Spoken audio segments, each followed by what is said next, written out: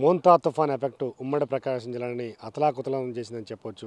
మూలిగే నక్కపై తాటికాయ పడ్డట్టుగా ఇవాళ రైతు పరిస్థితి ఉంది. ఇప్పటికే తీవ్రమైన నష్టాలతో ఉన్నటువంటి రైతాంగం ఈ మోంతా తుఫాన్ ఎఫెక్ట్ మరింత దిగజారిపోయే పరిస్థితి ఉందని ఒక ఆందోళన వ్యక్తం చేసిన పరిస్థితి. దాదాపు గతంలో ఎన్నడూ లేని విధంగా ఒంగోలు రూరల్ చుట్టుపక్కల ఉన్నటువంటి మండలాల్లో అత్యధిక వర్షపాతం నమోదు కావడంతో పెద్ద ఎత్తున పంటలు నష్టపోయినట్టుగా మనకి తెలుస్తుంది. ప్రస్తుతం మనం నాగులపడిపాడు మండలంలో ఉన్నటువంటి సిచ్యువేషన్ చూడొచ్చు. మిర్చి పంట ఇదంతా కూడా ఇది మొత్తం పూర్తిగా నిన్నైతే నీటి గుంటలాగా ఒక మాగానిలాగా ఉన్నటువంటి పరిస్థితి ఉంది. ఈరోజు కొంతవరకు నీళ్లు బయటికి వెళ్ళినటువంటి పరిస్థితి.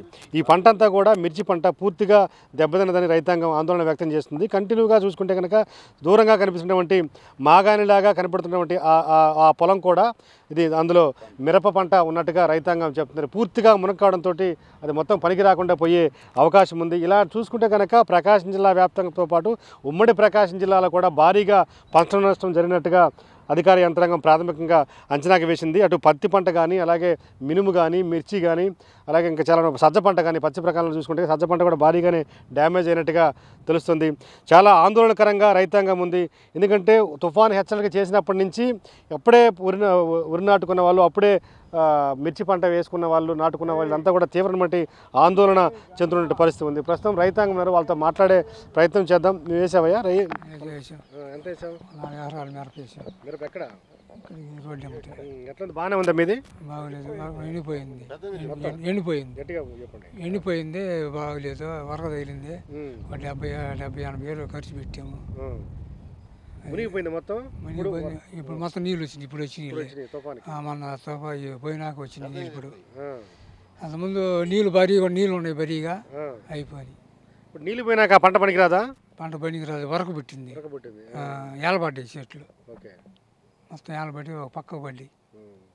మీరు ఎన్ని ఎకరాలు వేసారన్నా? మీరు ఎంత ఏం పంట వేసారు? మిరపండి సార్, 3 ఎకరాలు వేసాను. ఎకరానికి 60-70 వేలు పెట్టుబడి అయింది.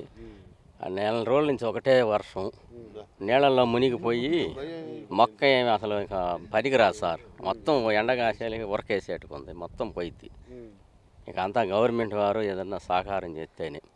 మీకు పంట వేసుకునేటప్పుడు ఏమన్నా ఇన్పుట్ సబ్సిడీ ఇట్లా ఏమైనా ఇచ్చారా? ఏమీ లేదు సార్. ఓకే, ఎంత 3 లక్షలు పెట్టుంటారు మీరు పెట్టుబడి మొత్తం మీద? 3 ఎకరాలకా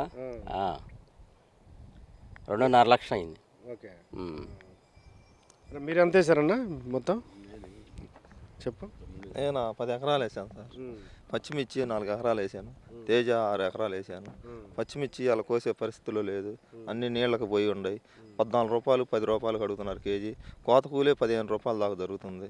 ఈ రకంగా కోసి మేమేం చేయాలి, మాకేం ఆర్దువలంగా ఉంది, అర్థం కాకుండా ఆగిపోయి ఉన్నాం.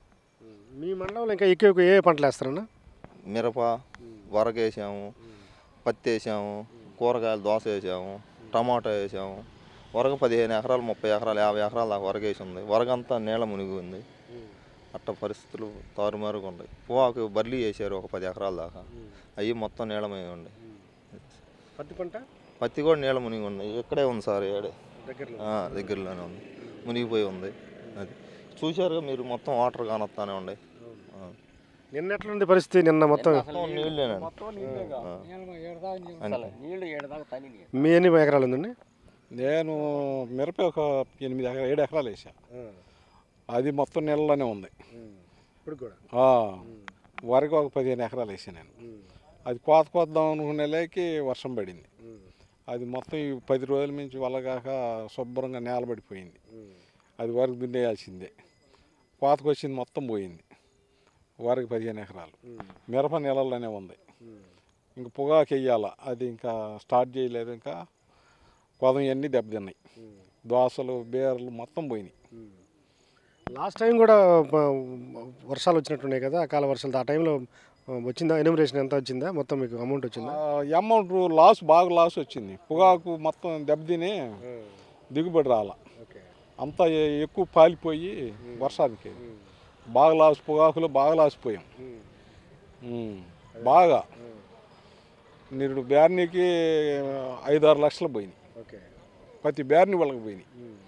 ఆ పంట పెరిగింది కానీ అంత మాడొచ్చి దిగుబడి సరిలేదు. వాన పడేది, వాన పడిపోతే మనకు బాగానే ఉండేది. ఈ మిర్చి పంట మొత్తం ఇదే లెవెల్లో ఉందా? మొత్తం అన్ని చోట్ల ఉన్నాయి. ఈ ఇంకా బయటకు వచ్చినాయి కొద్దిగా, నీళ్ళల్లో ఉండే షేర్లు చాలా ఉన్నాయి. ఇంకా ఈ ఇంత మాత్రం అన్న వస్తే మెరకల మీద ఉంటాయేవో కానీ పొల్లులు అసలు ఉండవు. మొత్తం పోయి మళ్ళీ వేసుకోవటమే చాలా మట్టికి. వెళ్ళిపోతే అట్లా మొత్తం మొదలు కుళ్ళిపోయింది. ఆ మొదలు కుళ్ళుడు వచ్చి తమానా ఎండిపోద్ది. పీకి మళ్ళీ వేసుకుంటే ఫ్రెష్గా ఉంటుంది వ్యవసాయం చేసుకొని. ఇక ఈ కలుపులు ఇవన్నీ అన్నీ బాగా ఎఫెక్ట్ తగిలింది. మీకన్నా మీదేం వేశారు? నేను ఈ సంవత్సరం మిర్చి అని వేయాలి. ఏమైనా పంటలు ఉన్నాయా మీ ఏరియాలో మొత్తం మీద? మా ఏరియాలో ఏముంది, వీళ్ళు చెప్పిన వేసేది ఈ ఊరే. అన్ని పంటలు పోయినట్టేనా? ఈ వేసిన పంటలన్నిటికీ ఇబ్బంది.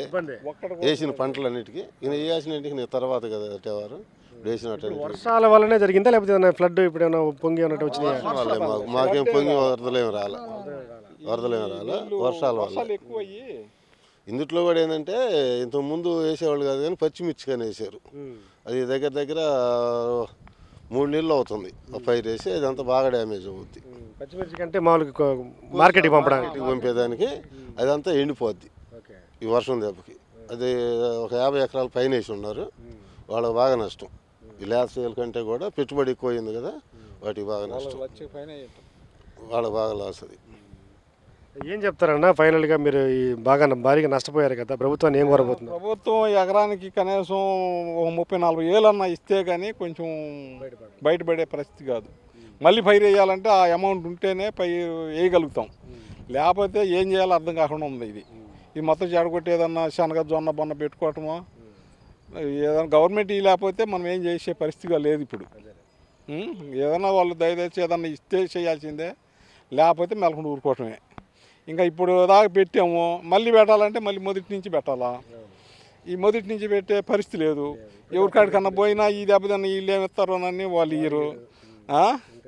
అందువల్ల మనం ఏమి చేయలేని పరిస్థితిలో ఉన్నాం.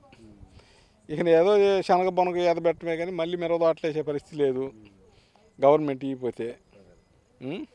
రైతాంగం ఒక పరిస్థితి, ఆవేదన. ఇప్పటికే చాలా పెట్టుబడులు పెట్టాం. ఆ పెట్టుబడులతోటి సరే ఏదో ఒక రకంగా వస్తుంది కదా, మేము అప్పులు తీర్చుకుంటామని ఒక హోప్ ఉన్న పరిస్థితిలో ఇలా అకాల వర్షం, భారీ తుఫాను మాకు చాలా తీవ్ర ఇబ్బందులకు గురి చేసిందని చెప్తున్నటువంటి పరిస్థితి. ఏదేమైనప్పటికీ జిల్లా వ్యాప్తంగా అటు ఉమ్మడి ప్రకాశం జిల్లా వ్యాప్తంగా పంటలన్నీ కూడా దెబ్బతిన్నట్టుగా మనకి అర్థమవుతుంది. దాదాపు పత్తి పంట కావచ్చు, మినుము కావచ్చు, కంది కావచ్చు, మిర్చి కావచ్చు, అట్లా సజ్జ పంట కావచ్చు, చాలా పంటలు కూడా ఈ తుఫాన్ దెబ్బకి అతలాకుతలమైన పరిస్థితి ఉంది. ఇప్పటికీ నేలలో చాలా పంటలు ఉండడం వల్ల రైతులు తీవ్రమైన ఆందోళన వ్యక్తం చేస్తున్న పరిస్థితి. ప్రభుత్వం ఈ దశలో ఎంతో కొంత ఆదుకొని ఇమీడియట్గా రిలీఫ్ ఇచ్చినట్టయితే కనుక మేము మళ్ళీ ఏదో ఒక రకంగా పంటలు తిరిగి వేసుకునేడానికి అవకాశం ఉంటుంది. లేదంటే మనకు ఖచ్చితంగా మేము చాలా ఇబ్బందులు ఎదుర్కోవాల్సి వస్తుంది. అప్పులు కూడా ఇచ్చే పరిస్థితి లేదని చెప్పి రైతాంగం ఆవేదన వ్యక్తం చేస్తున్న పరిస్థితి. వీడియో జర్నలిస్ట్ కరీంతో శ్రీనివాస్, సాక్షి టీవీ, నాగులపులపాడు, ప్రకాశం జిల్లా.